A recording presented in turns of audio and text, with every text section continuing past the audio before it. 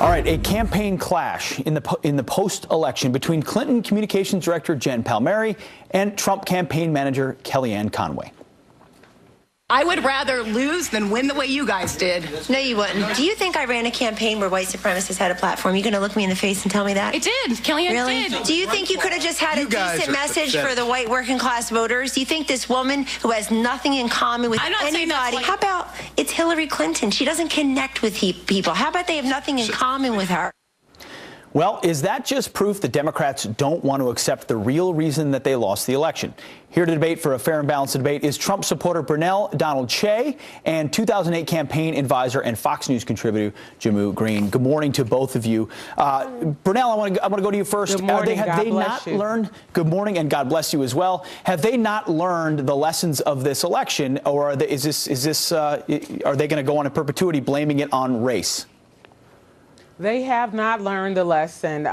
Donald J. Trump, our president-elect, and Mike Pence, our vice president-elect, ran on a campaign of bringing Americans together. They ran on a campaign of America first, and that is why they won. They did not divide us up as we have been divided up in the last 8 years. They got the votes of different genders, different races, different creeds, different religions, and they did so by talking about the things that make Americans, think. The economy, education, build that wall, Second Amendment, NAFTA deals, all the things that if you're an American, you're concerned about. And so had the Democratic Party spoken to Americans about the issues that we are concerned about, Hillary Clinton might be the one going in on January 2017 and not Donald J. Trump, our president-elect. Jehmu, we heard that Trump supporters were a basket of deplorables who were every ism in the book. It sounds like that's exactly what the Clinton camp thought as well. Well, this was a post-election assessment that is done every year at Harvard. I think it makes perfect sense for people who gave 2 years of their life and more years probably for many of them to an effort that actually had more voters vote for their candidate than the person who won. Around 2.5 million, I think, is where we're at. Well, in the wrong places, right now. But sure, yes. But it makes perfect sense for them to still be passionate about the issues that they thought weren't covered or how they were covered.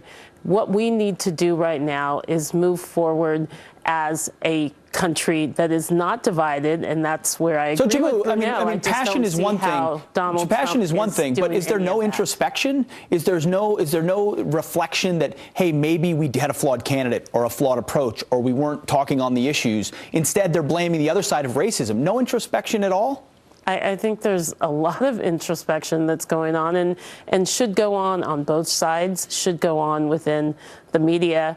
But when it comes to assessing what we just went through with the 2016 presidential election, it would be completely flawed to negate the impact of white supremacy. Okay, so Brunel, if I may respond to that, please.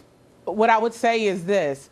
Steve Bannon is a patriot. He is an American citizen who saw our jobs going overseas, leaving our country. He saw that Americans were being mistreated, treated like second-class citizens in our country, and he got on board the Trump train. The same reason I got on board the Trump train. I wanted to put America first. So did Steve Bannon, okay? The only party that I believe that he is concerned with as a nationalist is the TPCC party. Tired of politicians, corruption, and classism. If that makes him a racist, if that makes me a racist, then sign me up. But Americans, we're tired of the dividing. We're tired of the hurt. We want to heal, and that's what we're going to do under our vice president-elect and our president-elect Donald J. Trump. We're going to move forward in the future as Americans, as a nation, healing. Jehmu, we only have a couple of seconds here, but how would you respond to that? She's saying we're appealing to the common values and virtues. That's not racism. Yes.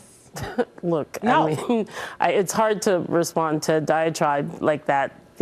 The reality is, it's easy when you're a that patriot. It's easy when you love this country. We had white supremacists more engaged in this president election than we've seen in our lifetime. That's a fact. Now, do we need to move on from that? Of course. As Democrats, do we have to assess how we can better communicate our message? It was very difficult to get any sort of message out in the atmosphere where Donald Trump sucked up all the oxygen. Well, that's the reality.